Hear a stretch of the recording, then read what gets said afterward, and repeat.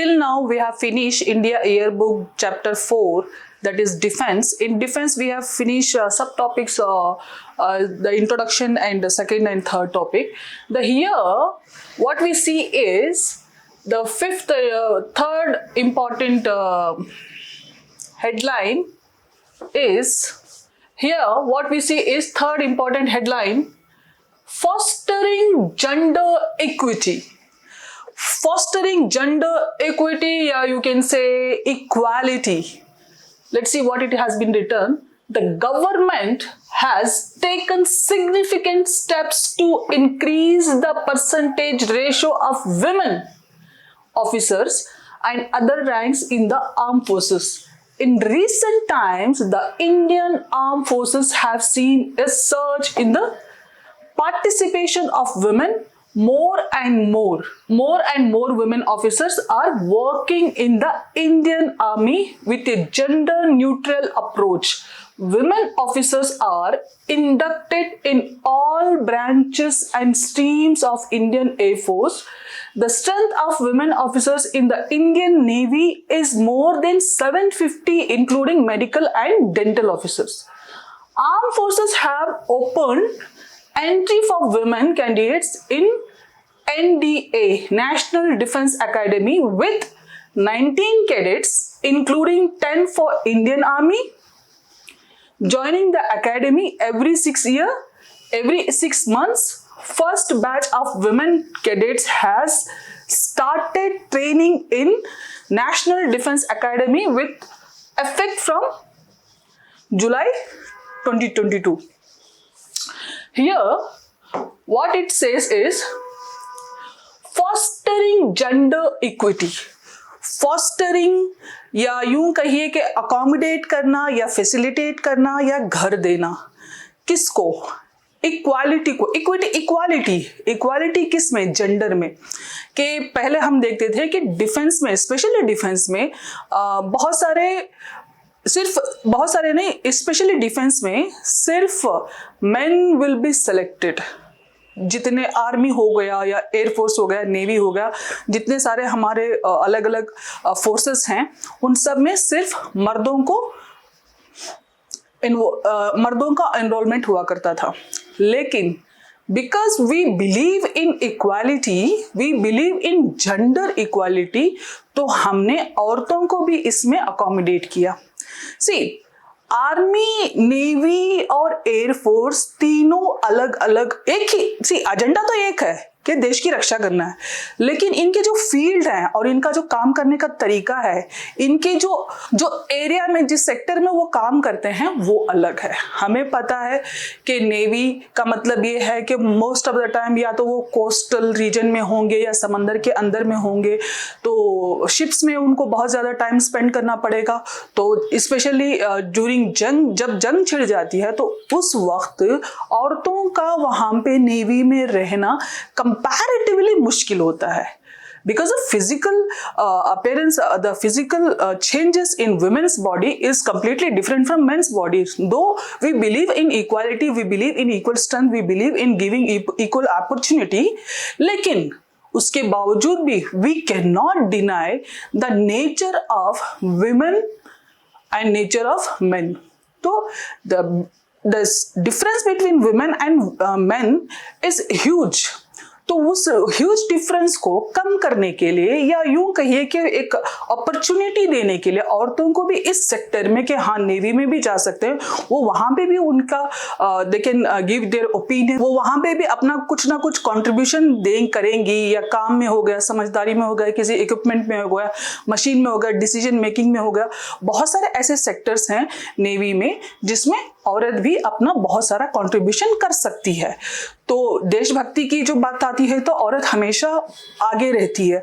तो ये सारे चीज़ों को ध्यान में रखते हुए the government of India has taken initiative कि कम से कम अगर वो डायरेक्ट नेवी ऑफिसर नहीं, तो कम से कम नेवी के मेडिकल फील्ड में चली जाए, या डेंटल सेक्टर में मेडिकल ऑफिसर या डेंटल ऑफिसर, या कुछ और जो छोटे मोटे जो ऑफिस के वर्क्स होते हैं, या आप यूं कहो कि क्लरिकल वर्क्स होते हैं, इन सब पूरे जो अलग अलग उसमें भी सब डिविजन्स होते हैं ना, तो उस सेक्टर में कम से कम पहुंच जाए, सो that they can be aware, उनका भी नेवी में अंदर जाने का एक रास्ता मिल जाए और वो वहां पे अपना सर्विस दे पाए या अपना कंट्रीब्यूशन दे पाए, और जितना उनसे हो सके वी कैन गेट इट। तो इस तरह के छोटे छोटे सेक्टर्स बनाए गए, वुमेन के लिए रास्ता खोला गया, और इसके साथ साथ कुछ ऐसे इंपॉर्टेंट पोजीशंस भी वुमेन को दिए गए जिसमें वुमेन का एनरोलमेंट या यूं कहो कि बहुत सारा कंट्रीब्यूशन अकोमोडेट किया गया। किसमें? नेवी में। तो नेवी तो जनरली समंदर या कोस्ट रीजन में होती है। हाँ, now we come to air force. See, air force एक ऐसा सेक्टर है जिसमें वुमेन बहुत सारा अपना कंट्रीब्यूशन दे सकती है, क्योंकि हम देखते हैं कि डोमेस्टिक फ्लाइट्स में जो बहुत सारे वुमेन पायलट्स हैं और मैक्सिमम जो क्रू होता है वो वुमेन ही होता है। सो जब इन सब चीज़ों को देखा गया अक्रॉस द वर्ल्ड, आपने देखा होगा एयर होस्टेस मैक्सिमम वुमेन होती है, या मेडिकल फील्ड में जो नर्स होती है वो maximum women will be there. तो इस तरह के कुछ ऐसे सेक्टर्स हैं जिसमें again women will give their contribution. You can say आदमी से ज्यादा अपने आप को कंट्रीब्यूशन कर सकती है वुमेन।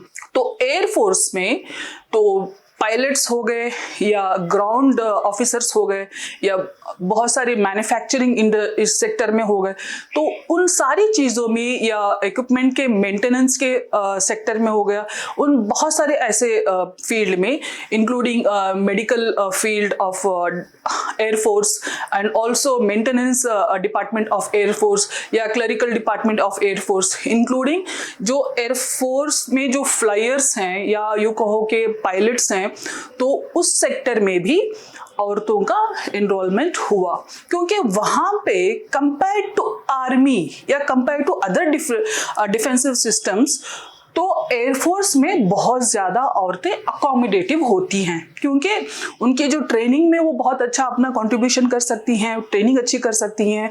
या हेलीकॉप्टर में आपने देखा होगा एक मूवी थी कोई जानवी कपूर की, गुंजन सक्सेना ऐसा कुछ नाम था, गुंजन, उसमें आप देख सकते हो कि कैसे वो ट्रेनिंग करती है, कैसे औरतों का भी एनरोलमेंट होता है। सो ये रही एयरफोर्स की बात कि एयरफोर्स में भी वुमेन का बहुत सारा कंट्रीब्यूशन लिया गया या एनरोलमेंट उनको दिया गया या उनको एक घर दिया गया कि हाँ आप इसमें भी एनरोल कर सकते हैं। तो now let's come to Indian army. See, Indian army basically कहाँ होती है? या तो वो बॉर्डर पे होगी या तो वो किसी डिजास्टर मैनेजमेंट पे होगी। मतलब इंडियन आर्मी ग्राउंड पे होती है, एयरफोर्स हवा में होती है, नेवी पानी में होती है, आर्मी ग्राउंड लेवल पे काम करती है। और ग्राउंड लेवल पे सबसे इंपॉर्टेंट क्या है? डिफेंस का जो बेस्ड है, सबसे इंपॉर्टेंट जो सबसे पहले कोई भी जंग होती है तो फेस करने वाला कौन होता है? Indian army. इंडियन आर्मी जो इंडियन डिफेंस सिस्टम है, आर्मी का मतलब सिर्फ आर्मी है, एयरफोर्स अलग है, नेवी अलग है, वो तीनों अलग अलग ऑर्गन्स हैं डिफेंस सिस्टम के। लेकिन आर्मी एक सबसे बड़ा सिस्टम है और उसमें वुमेन का एनरोलमेंट या वुमेन को अकोमोडेट करना बहुत मुश्किल है। उसका बेसिक रीजन ये है कि आर्मी को एक तो मान लो बर्फीले जगह पे, ग्लेशियर्स पे उनको रहना पड़ता है, क्योंकि इंडिया का जो फिजिकल टेरेन है वो उस तरह का है, जो फिजिकल टेरेन है इंडिया का उस तरह का है। या यूं कहो कि कभी डेजर्ट में रहना पड़ता है, कभी जंगल में रहना पड़ता है और महीनों वहां पे रहना पड़ता है। तो और बहुत ऐसे वाकयात होते हैं या इंसिडेंट होते हैं जहां पे आर्मी को अटैक्स में उनको बंदी बना लिया जाता है, वहां पे जाके उनको टॉर्चर किया जाता है। आदमी को टॉर्चर करते हैं वो बात समझ में आती है, आदमी बहुत सारा टॉर्चर झेल जाता है क्योंकि वो फिजिकल टॉर्चर होता है या यूं कहो कि मेंटल टॉर्चर होता है। लेकिन जब औरत की बात आती है तो औरत को टॉर्चर से ज्यादा हरास किया जा सकता है या उसके साथ रेप किया जा सकता है। ऐसा नहीं कि रेप सिर्फ औरत के साथ होता है, मर्द के साथ भी हो सकता है रेप। तो पॉसिबिलिटी मर्द बहुत हद तक झेल जाता है, लेकिन कंपेयर टू औरत तो मुश्किल होता है। तो ऐसे हालात में आर्मी में, क्योंकि ये सारे कॉन्सिक्वेंसेस हैं, ये पॉसिबिलिटीज हैं, ऐसा नहीं कि नहीं होगा। अगर औरत आर्मी में है उसके प्रोटेक्शन के लिए किसी और को होना चाहिए, तो क्या फायदा उसका होने का? It's very simple to understand. अगर आर्मी में है, when she is capable enough to handle defence herself, then she can defend for a country. वो जब अपने आप की हिफाजत कर सकती है औरत, तभी तो वो देश की हिफाजत करेगी या किसी और के काम आएगी. कोई भी ऑफिसर खुद की हिफाजत नहीं कर सकता, या खुद की जो फिजिकल बॉडी है या मेंटल उसकी पोजीशन है उसकी हिफाजत नहीं कर सकता, तो बाकी का तो आप कैसे करोगे? तो ये बहुत बड़ा इंपॉर्टेंट ये है कि पॉइंट है कि जिसपे बहुत ज्यादा डिस्कशंस किए गए कि इक्वालिटी, औरत को आर्मी में क्यों नहीं एनरोलमेंट दिया गया या क्यों नहीं कर सकते, क्योंकि ये see you can not deny nature, क्योंकि औरत और मर्द में जो फर्क है उसको डिनाई नहीं कर सकते. लेकिन इसके बावजूद भी औरतों को आर्मी में एनरोल किया गया, जो अलग अलग सेक्टर्स हैं, या आप यूं कहो कि जो ऑफिस वर्क होता है या मेडिकल फील्ड में है, या आपके जो फर्स्ट एड हेल्थ एडमिनिस्ट्रेशन में होते हैं उन लोगों को, या नर्सिंग में, मेडिकल फील्ड में, या यूं कहो कि फार्मेसी में, या यूं कहो कि इक्विपमेंट मैनेजमेंट में, इन सब चीजों में धीरे धीरे औरतों का एनरोलमेंट हुआ.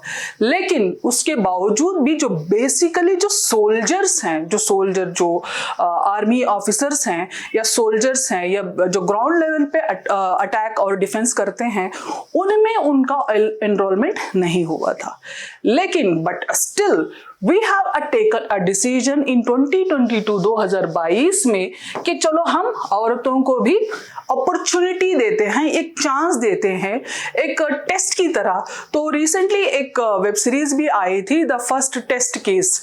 तो उसमें आप देखो कि एक औरत को लिया गया, वो पूरी web series it is completely on that कि औरत को किस तरह से आर्मी में लाने के लिए क्या क्या डिफेंसिव सिस्टम, क्या क्या सिचुएशंस को हैंडल करते हुए क्या क्या डिसीजंस को लिया गया, और औरत को finally the women have to sacrifice more than a man comparatively. I am not saying कि मर्द को कम सैक्रिफाइसेस करने पड़ते हैं, लेकिन हाँ, comparatively women have to sacrifice more. तो ऐसी कंडीशंस में तो विमेन का enrolment specially in defence, specially in that too in army, is big difficult comparatively. तो ये, लेकिन but still we manage to do it with the help of national defence academy 2022 में कि औरतों को भी एनरोलमेंट दिया गया. लगभग कितने, हर 6 महीने में उनकी अपॉर्चुनिटी दी गई कि the first batch of women started in 2022. तो लगभग 19-20 कैंडिडेट को 19-20 कैंडिडेट को लगभग एनरोलमेंट दिया गया, so that they can show their, they can give their competition, they can show their ability to be inside the army as well. तो ये पूरी दुनिया में एक बहुत बड़ा अचीवमेंट है या बहुत बड़ा इनिशिएटिव है कि हाँ, when we talk about equality, जब भी हम इक्वालिटी की या बराबरी की बात करते हैं, बराबरी किस में होती है? बराबरी की बात ही कब छिड़ती है? बराबरी की बात तब छिड़ती है जब आपने दिमाग में या आपने मेंटली या इमोशनली या सोसाइटल प्रेशर में आके किसी दो जेंडर के बीच में डिस्क्रिमिनेट कर दिया हो. डिस्क्रिमिनेट किस तरह से कि ये ताकतवर है, ये कम ताकतवर है, इसके दिमाग में ज्यादा ताकत है, इसके दिमाग में कम ताकत है, या इसके शरीर में ज्यादा ताकत है या इसके शरीर में कम ताकत है. ये जब आपने ऑलरेडी डिस्क्रिमिनेट कर दिया हो, तभी वहां पे बात उठती है इक्वालिटी की, यानी बराबरी की. जब बात बराबरी की आती है जेंडरी, तो major gender men and women, तो मेजर जेंडर में ही अगर डिस्क्रिमिनेशन हो तो you have to talk on equality. That is where Indian Defence work on the fostering of the next important topic here in defense in India Yearbook 2024, new frontiers of warfare. New frontiers of warfare, the contemporary war and battlefront have undergone a sea change with a new domain of space warfare added to the existing domains of land, water, air and cyber warfare. Yeah, what is space warfare? What is space warfare? See, आपने Hollywood movies देखी होंगी बहुत सारी, तो space में कोई जा रहा है, कोई मीटियर आ रहा है, वहां पे जाके नासा वाले अपनी हेलीकॉप्टर ले जाके वहां पे उसको फोड़ रहे हैं, उसको उड़ा रहे हैं, कि चाइना के सैटेलाइट को अमेरिका के सैटेलाइट ने अटैक कर दिया, या चाइना ने इंडिया के सैटेलाइट पे अटैक कर दिया। ये मूवीज में होता है ना, but it is no more an imagination. अभी ये हमारे दिमाग का इमेजिनेशन नहीं है, अभी ये चीजें होने के अंदेशे हैं, ये चीजें होने की पॉसिबिलिटी है। पॉसिबिलिटी ये है कि कोई हमारे सैटेलाइट पे अटैक कर दे, पॉसिबिलिटी ये भी है कि कोई हमारे नेटवर्क सिस्टम पे अटैक कर दे, या पॉसिबिलिटी ये भी है कि कोई सैटेलाइट से हमारी जो टेरिटरी है उस पे अटैक कर दे। तो ये जो सारी जो पॉसिबिलिटीज हैं, जो कि अभी जो पॉसिबिलिटीज हैं जो कि अभी दिखने में भी आ रही हैं, जो अभी हमारा नेटवर्क सिस्टम है, अभी हमारा मेट्रोलॉजिकल जो पूरा डिपार्टमेंट है, see we are dependent on so many electronic gadgets for information, for knowledge, for technology, for high end even navigation। हम बहुत सारे ऐसे सेक्टर्स हैं जिसपे हमारी डिपेंडेंसी है मोस्ट ऑफ द टाइम हमारे सैटेलाइट्स पे। हम कहीं भी जाते हैं गूगल मैप का इस्तेमाल कर लें, क्योंकि हमें नहीं पता, हमें एक चीज चाहिए होती है, हम फोन पे ऑर्डर करते हैं, हम इस रूम से उस रूम में जाके आवाज लगाने से बेहतर हम ये समझते हैं कि फोन कर लेते हैं। तो मोस्ट ऑफ द टाइम हम एक टेक्नोलॉजी के ऊपर डिपेंड है, और पूरी technology end of the day manage कहां से होती है? आपके सैटेलाइट से। Ultimately it is bottom line तो आपका सैटेलाइट है ना भाई।